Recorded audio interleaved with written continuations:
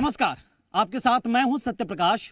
आज हम बात करेंगे बस्तर के अनुसूचित जनजाति से ताल्लुक़ रखने वाले लोगों से, मतलब बस्तर के आदिवासियों से, बस्तर के मूल लोगों से, और बात करेंगे उनके हक़ों हुकूक की, जल जंगल ज़मीन की। बात करेंगे कि आखिर कैसे बस्तर में स्थितियाँ और ज़्यादा ठीक हो सकती हैं नक्सल मोर्चे पे। बस्तर में स्वास्थ्य की सुविधाएं कैसे और बेहतर हो सकती है, कैसे और शिक्षा की व्यवस्था बेहतर हो सकती है, क्या बेहतर हुआ है पिछले सालों में और क्या बेहतर की उम्मीद यहाँ के बस्तरिया कर रहे हैं।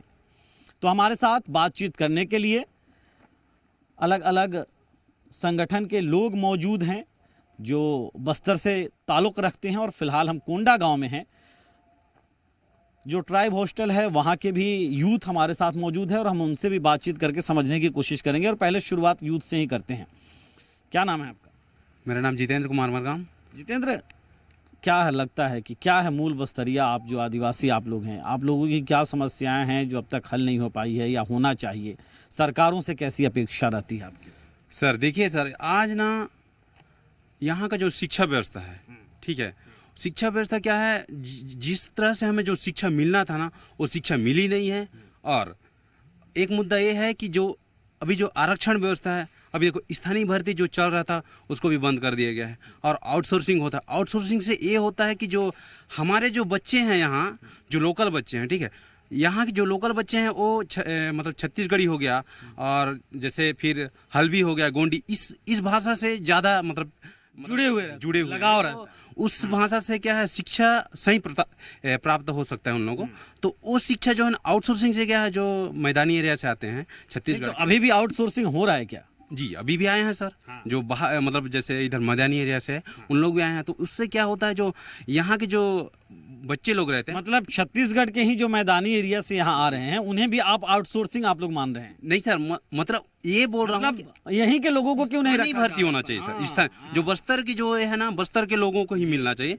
जो बाहर से आते हैं, जो मतलब बस्तर के बाहर से जो आते हैं वो क्या है, यहाँ जो हल्बी गोंडी इस भाषा से अनभिज्ञ रहते हैं। तो वो क्या है, इससे जो हमारे यहाँ के जो बच्चे हैं वो उनको सही शिक्षा नहीं दे पाते। मतलब एक भाषा बोली से उनको समझा नहीं मतलब एक तो बोली नहीं समझ पाते और दूसरा यहाँ की भौगोलिक स्थितियाँ भी उस तरह से नहीं जान पाते हैं। इस मोर्चे पे किस तरह से देखें हम? मैं पनकुराम नेताम, सर्व आदिवासी समाज के ब्लॉक अध्यक्ष हूँ कोंडा गाँव। तो देखिए यहाँ बस्तर में अब मतलब सरकार जो है यहाँ के खनिज संपदा सारा चीज़ को छीनते जा रहे हैं लगातार। तो इसलिए इस बार ऐसे सोचे हैं कि हमारे आदिवासी समाज कोई क्षेत्रीय दल का ही शासन बनेगा छत्तीसगढ़ में, ये हमको उम्मीद है। ऐसा क्यों आपको लगता है कि होना चाहिए? नहीं देखिए, यहाँ के रोजगार छीना जा रहा है, सारा खनिज संपदा छीना जा रहा है। अब देश आज़ाद होने के 77 वर्ष हो गया, तो आज भी हमारा कोई अस्तित्व सही नहीं है। और बस्तर में जो मांग है हमारे ट्राइबल आदिवासियों की, अब 7 नंबर से लेके आज 23 पहुंच गया है। अच्छा सुनिए एक मिनट। ये जो कह रहे हैं कि बस्तर में जो है, आपसे ही बात कर लेते हैं, बस्तर में कुछ हुआ नहीं है या यहाँ स्थानीय लोग चाहिए, आपको क्या लगता है कुछ हुआ है?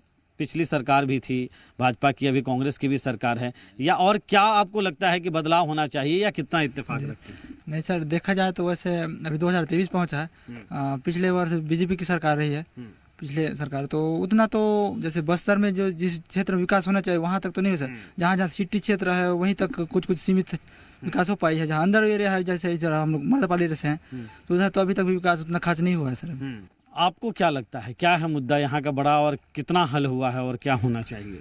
जी, मैं मुकेश पोयाम, आदिवासी युवा छात्र संघ का अध्यक्ष। जी, जैसा कि सर आप लोग जो बस्तर को देखा जाए एक प्रकार से, जो पिछले मैं दोनों पार्टी का बोलना चाहूँगा, जैसे बीजेपी हुई, कांग्रेस हुई, तो उन दोनों पार्टियों को ना बस्तर के बारे में सोचना चाहिए कि यहाँ के आदिवासियों को, यहाँ के बच्चों को हम किस प्रकार से आगे ला सकते हैं, उसके शिक्षा में, उनके स्वास्थ्य में, रोजगार में, बहुत सारी चीज़ों में ना ध्यान देने की आवश्यकता है।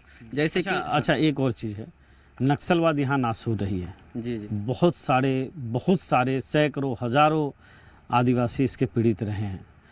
ऐसा लगता है क्या कि अब स्थितियाँ कुछ सुधरी हैं या कुछ ज़्यादा ही सुधरी हैं या अभी और सुधार की ज़रूरत है? इस मोर्चे पे किस तरह से आप देखते हैं या क्या होना चाहिए? जी, पहले की अपेक्षा से अगर नक्सलवाद से देखा जाए तो काफ़ी हद तक एक प्रकार से सुधार आ चुकी है। क्या है कि शिक्षा जब तक एक अंतिम व्यक्ति तक नहीं पहुंचेगा ना, तब तक बस्तर का विकास करना मुश्किल है। क्या लग रहा है, पहुंच रहा है अंतिम व्यक्ति तक शिक्षा? नहीं पहुंच रहा है सर। अभी भी अंदरूनी क्षेत्रों में देखा जाए तो स्कूल तो बना है, लेकिन वहाँ टीचर नहीं है, ना बच्चों के पढ़ने लिखने के लिए। कहीं कहीं तो ऐसी जगह है कि वहाँ पढ़ने लिखने की स्कूल भी नहीं बना है। और कहीं हम पिछले सत्र में छात्रावास निरीक्षण के लिए निकले थे, तो कहीं ऐसे जगह आए थे जहाँ छात्रावास था, उसमें गेट नहीं था। वहीं पे बच्चे लोग का रहना हो रहा था। वहीं पे लैंप से भी चलाया जा रहा था, जो राशन दुकान है। अच्छा, नक्सलवाद को शिक्षा की अलग जगह कर ख़त्म किया जा सकता है, ये बोल रहे हैं। आपको क्या लगता है क्या होना चाहिए? हाँ, देखिए, शिक्षा तो सबके लिए अनिवार्य है। यहाँ पर नक्सल नहीं के बराबर है। तो मैं यही बोलना चाहता हूँ कि यहाँ किस पर बात पे ध्यान देना चाहिए सरकारों को, आपको लगता है? शिक्षा, स्वास्थ्य और यहाँ बेरोजगार। हाँ, रोजगार बड़ा मसला है। हाँ, रोजगार, क्योंकि यहाँ पर रोजगार तो बहुत है लेकिन नहीं दे रहा है सरकार, कोई भी, दोनों सरकार। दोनों अच्छा, सरकार और ये जो निजी कंपनियां आती हैं, प्राइवेट कंपनियां आती हैं, वो देती हैं स्थानीय को रोजगार? नहीं देती है। तो इसके लिए कोई पॉलिसी बननी चाहिए वैसी, या पॉलिसी है भी पहले से भी, लेकिन वो फॉलो नहीं होता है। हाँ, फॉलो नहीं होता है। यहाँ पर पॉलिसी है लेकिन ऊपर में जो सेटिंग चलता है दोनों पार्टी का है। मैं तो चाहता हूँ कि यहाँ के लोगों को आपकी टीवी के माध्यम से या सूचना के माध्यम से कि यहाँ के दोनों पार्टी को बाईकाट करे और कोई अच्छे कैंडिडेट को विजयी बना के सदन में पहुँचाए। लेकिन समस्या तो जनप्रतिनिधि हल करेगा। आपको लगता है कोई नया चेहरा नया चेहरा होना चाहिए? ठीक है, आप सर्व आदिवासी समाज से हैं, सर्व आदिवासी समाज आदिवासियों की बात करता है, तो ये चीज़ें अब तक हल क्यों नहीं हो पा रही है? देखिए, शासन आदिवासियों के लिए ये नहीं चाह रहा है कि आदिवासी आगे बढ़े, शिक्षित बने, ऐसे चाह नहीं रहा है। उस चीज़ को विकास बोल रहा है। विकास तो केवल रायपुर, दुर्ग, भिलाई में किया जा रहा है बस्तर के नाम से। बस्तर में जस का तस आज भी वही स्थिति है, नहीं के बराबर हुआ है। तो हम इस चीज़ की लड़ाई है इस बार, दोनों ही पार्टी को हम अच्छा, एक चीज़ बोलिए, आप बड़ी मुखरता से बोल रहे हैं। विकास हुआ है कि नहीं हुआ है पहले से ज़्यादा? सर, एक प्रकार से देखा जाए ना, अगर विकास तो बात तो करते हैं सर, लेकिन जिस प्रकार से विकास होना चाहिए उस प्रकार से हुआ नहीं है सर। उस प्रकार से नहीं हुआ है। हुआ है लेकिन जैसा होना चाहिए वैसा नहीं हुआ है। हाँ जी, मतलब अगर हम पूर्ववर्ती सालों में देखें तो स्थितियाँ ठीक हो रही है, लेकिन जिस तेजी से होनी चाहिए वैसी नहीं हुई है। वैसे नहीं हो रही। सर, फाइलों में तो होता है क्या, ज़मीनी स्तर पर नहीं होता। बोल तो देते हैं लेकिन उसको ना, मतलब जैसे संचालित करना चाहिए ना, वैसे नहीं कर पाते हैं। बस कागजी तक सीमित रखते हैं विकास, लेकिन अगर जमीनी स्तर पर कुछ विकास नहीं होता।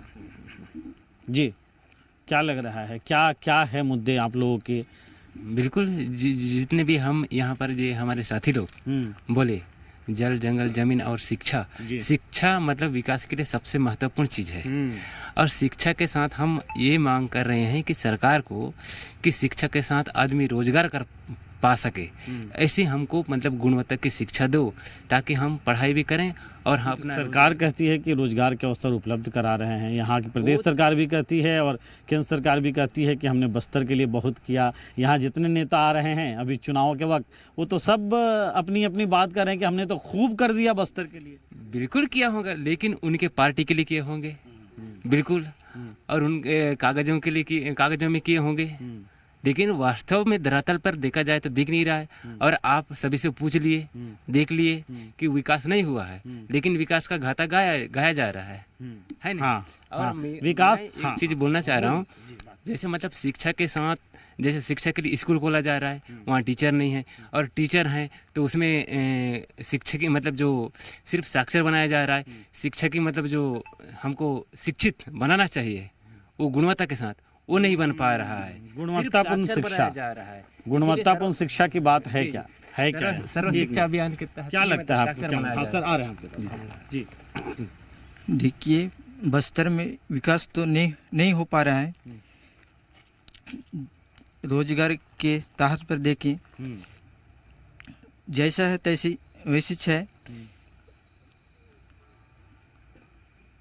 गांवों तक भी पहुंच नहीं पाता है, सड़क नहीं है ना पुल के। जी सर। अच्छा, आप सीपीआई से जुड़े रहे हैं, ये जो मुद्दे हैं यहाँ पे, जिन मुद्दों को लेकर अभी जैसे हम आवाज़ इनकी बन रहे हैं, बहुत सारे लोग होंगे जो आवाज़ बनते होंगे, आवाज़ पहुँचती नहीं है क्या हुक्मरानों के कान तक, या दिल्ली तक, या रायपुर तक, या कहीं, या क्या हो जाता है? हुक्मरानों के तक आवाज़ तो पहुंच रही है, लेकिन वो कान में शीशा डाल के बैठे हुए हैं।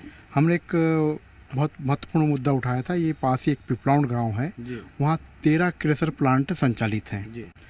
और जब हमने वहाँ पे जांच करवाया, उस पूरे पंचायत से सूचना के अधिकार के साथ जानकारियाँ प्राप्त की, तो उस ग्राम सभा से जो है कोई प्रस्ताव क्रेशर प्लांट खोलने के लिए नहीं दिया गया है। जब हम वहाँ से जब कलेक्टर कार्यालय से खनिज शाखा से हमने निकाला, तो उन्होंने फर्जी ग्राम सभा का दस्तावेज डाल के जो उसको चालू कराया है। इसके संबंध में हमने जो है हाई कोर्ट तक भी रीट डाला था, और रीट के माध्यम से उस पर जाँच के लिए स्थानीय प्रशासन को जाँच करने का कार्य सौंपा गया था, और वो जाँच जो है आज तक नहीं हो पाया है। उसको ठंडे बस्ते पे डाल दिया गया है, और 13 क्रेशर प्लांट ग्राम पिपलाउंड में धड़ल्ले से चल रहे हैं। और ये पास ही चिखलपुटी ग्राम है, यहाँ पर जो है ग्राम पंचायत चिखलपुटी से जो है प्रशासन ने जो है सामुदायिक कार्य हेतु जो है वन अधिकार का पट्टा लिया। उन्होंने वहाँ से ग्राम सभा से अनुमति ली, और वहाँ पर जो है ग्राम सभा ग्रामीण क्षेत्र में जो नगर पालिका जो है जाकर जो है बस स्टैंड का निर्माण करती है। ये ऐसे कुछ चीज़ें हैं। अच्छा, आपसे जानना चाहूँगा मैं ये कि वनाधिकार पट्टा की अभी बात हुई है, ये भी एक बड़ा मसला रहा है, लेकिन इसके साथ साथ अगर हम कहें तो रोजगार की बात एक निकल के आ रही है। उसके लिए किस तरह की सुविधा आपको लगता है मुहैया हो रहा है, नहीं हो रहा है, या इस पे कैसा ध्यान देना चाहिए रोजगार के लिए? रोज़गार की बात करें तो अभी इस कांग्रेस की सत्ता में बहुत ही कम रोज़गार की मतलब बेरोज़गार होते जा रहे हैं, और रोज़गार बहुत ही कम मिलता है। नहीं, भत्ता तो दे रहे हैं ना। ये रोज़गार भत्ता तो आदमी देख के दे देते हैं सर। देख के दे देते हैं। अच्छा, चलिए। अच्छा, एक चीज़ बताइए आप कि यहाँ जो मुद्दे राजनीतिक दल बना रहे हैं, क्या ये मुद्दे हैं क्या? जैसे आपसे बात करूँ तो धर्मांतरण जैसे हिंदुत्व का मुद्दा है, ये सब मुद्दे हैं क्या वाकई में, या होने चाहिए क्या? या लोकल जो विकास की बातें हैं, शिक्षा, स्वास्थ्य, इस सब की बातें, इन सब बातों को बढ़ाना चाहिए, ये सब मुद्दे होने चाहिए? सर, आज मतलब अभी देखा जाए तो कहीं ना कहीं धर्मांतरण एक मतलब समस्या बन गया सर उसको। अच्छा, समस्या है जी। कैसे आपको? जैसे अभी सर, जैसे अभी हाल ही में हुआ नारायणपुर वाला धर्मांतरण वाला केस, तो उसमें देखा जाए सर कहीं जैसे चुनाव माहौल में भी मतलब जो वोट के धर्मांतर के चलते सर पक्ष में ले रहे हैं जैसे लगता है। नहीं, आपको लगता है क्या कि वोट बैंक की राजनीति के लिए ये चीज़ें होती है? आप ये कहना चाह रहे हैं, या ऐसा आपको लगता है कि नहीं ये चीज़ें हो रही है और इसलिए राजनीतिक दल इसे विषय बना रहे हैं? अब उतना तो पता नहीं है सर, लेकिन अच्छा, ये एक चीज़ बताइए मुझे, ये विषय होना चाहिए क्या? ये सब विषय होना चाहिए सर? नहीं होना चाहिए। ये देखो कि ये समस्या नहीं है। जो खुद का स्वेच्छा से जो जा रहे हैं उसे तो कोई मना नहीं कर सकते, लेकिन जो अपनी व्यवस्था में है वो कभी ना कभी वापस आएंगे आज नहीं तो कल। अच्छा, ऐसा विश्वास रखते हैं? हाँ, पेन हाँ, व्यवस्था जो रहता है ना सर, उसके तहत उनको है, जैसे हम लोग क्या है, एक पूर्वज रहते हैं, हमारे जो पूर्वज रहते हैं उनको मानते रहते हैं। तो क्या है, जैसे हमारे जो देवी देवता है ना, अगर हम किसी दूसरे धर्म को अपना लेते हैं ना, तो जो ऐसा कहते हैं ना कि बूढ़ा देव को नहीं मान रहे हैं, दूसरे को मान रहे हैं, तो फिर ये हो गए ऐसा नहीं है सर। मतलब ना जो हमारे पूर्वज हैं ना, जो देवी देवता जो होते हैं वो हमारे पूर्वज होते हैं, तो हमको हमारे पूर्वजों को मानना चाहिए, ना कि किसी दूसरे के पूर्वज को मानना चाहिए। ये जो राजनीति दल जो होते हैं ना, तो ये धर्म, ये हिंदुत्व, ये सब दुनियादारी जो बात करते हैं ना, ये जो ऐसे टाइम पर ही ये चीज़ लाते हैं जिस टाइम पर ना जो मेन मुद्दा जो रहता है ना, जो विकास की बात करना चाहिए, जो यहाँ के लोगों को आगे लेके आना चाहिए, कैसे यहाँ विकास करें, इस मुद्दों पर बात करना छोड़ के एक किसी धर्म को इस मतलब ऐसा भी होता है सर, देखिए हिंदुत्ववाद, मुस्लिम, इनको भिड़ा देते हैं। हाँ, ये सब चीज़ क्या है, एक जो असली मुद्दा है उसको भटकाने के लिए लोगों को इसमें इन्वॉल्व कर देते हैं सर। अच्छा, ऐसा लगता है आपको, असली मुद्दे से भटका देते हैं। जी जी। क्यों आ जाती है ये सब चीज़ें? भाई बस्तर का विकास ज़रूरी है, बस्तर में शिक्षा बेहतर ज़रूरी है, स्वास्थ्य बेहतर ज़रूरी है। आज लगातार बस्तर किसी न किसी चीज़ में, जो यहाँ के लोग हैं, जो यहाँ के मूल निवासी लोग हैं, वो किसी न किसी चीज के कारणों से यहाँ के स्थानीय जो इनका हक था, अधिकार था, जो इनके राइट्स थे, उससे वंचित हैं। आज भी ग्रामीण क्षेत्र में आप जब कहीं जाएंगे तो आज भी लोग झरिया का पानी पीने पे मजबूर हैं। तो लगातार ये सारी जो चीज़ें हैं, है ना, और जैसे अभी भाई साहब ने बोला कि है ना, धर्मांतरण को लेके, वो भी एक समस्याएं इस क्षेत्रों में लगातार बनी हुई है ना। तो अपन उस पर नहीं जाते हुए भी, मगर मैं आपको एक चीज़ और बता रहा हूँ कि लगातार जो हमारे जो युवा पीढ़ी है, जो ये कल के भविष्य है यहाँ के, है ना, आज अस्पतालों में आप चले जाइए, अस्पताल का स्थिति बद से बदतर है। सिर्फ एक रिफर सेंटर यहाँ पे बना के रखा गया है।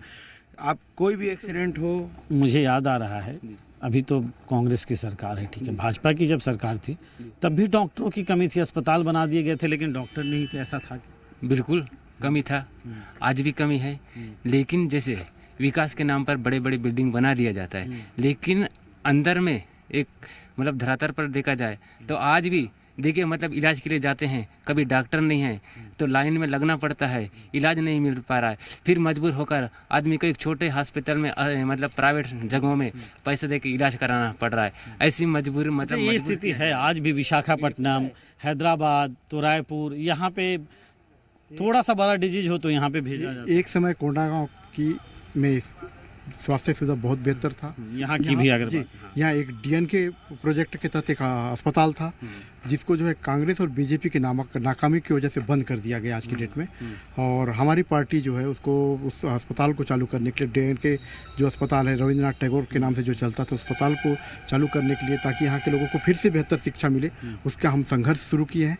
और इस संघर्ष को हम चुनाव के बाद और जोर देंगे और कोंडागांव क्षेत्र में जो है उस बेहतर स्वास्थ्य सुविधा के लिए रविंद्रनाथ टैगोर अस्पताल को चालू करने का प्रयास। चलिए, अब हम आखिरी पड़ाव की ओर है, लेकिन इस आखिरी पड़ाव पे जाने के साथ साथ एक मूल बात जो ये है कि आप लोगों ने कहा शिक्षा स्वास्थ्य की बात कही, दूसरी चीज़ें कही, ये यूथ है, पहली बार इसमें वोट डालने वाले हैं और इस बार वोट जरूर डालेंगे, इसका शपथ आप लोग जरूर लीजिए।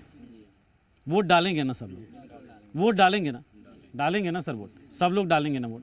क्योंकि वोट डालेंगे ना तभी ये लोकतंत्र मजबूत होगा, तभी आप अपनी हकों की बात मजबूती से उठा पाएंगे, क्योंकि आप इसमें हिस्सेदार हुए हैं, आप भागीदार हुए हैं। तो वोट ज़रूर डालिएगा। और ये बस्तर के लोगों के मुद्दे, बस्तर के मूल जो बातें हैं, उन बातों पे हमने बात की इनसे और समझने की कोशिश की कि आखिर ये चाहते क्या हैं।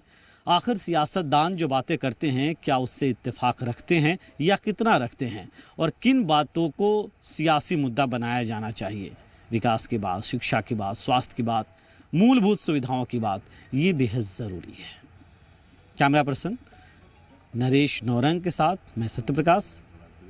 आज के लिए बस इतना ही, इजाज़त दीजिए, नमस्कार।